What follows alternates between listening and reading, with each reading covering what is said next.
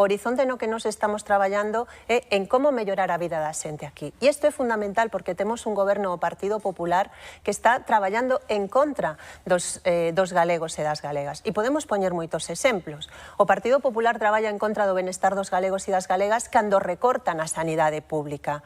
En atención primaria recortaron 2.000 millóns de euros durante estes últimos 16 anos. Por iso hoxe temos a 11.000 nenos e nenas en pediatra ou por iso hoxe temos lista de espera para ir a ver o médico ou médica de cabeceira. Temos un goberno do Partido Popular que deixa abandonadas as persoas maiores, que permite que teñamos un servizo tan importante como é o servizo de axuda ao fogar para poder atender as persoas maiores na súa casa colapsado. Fíxate, Almudena, que hoxe para que unha persoa maior entre no SAF ten que morrer outra persoa maior. Isto é unha crueldade. E o Partido Popular que di non ter máis recursos para o SAF, logo se gasta 7.000 euros diarios en propaganda e publicidade.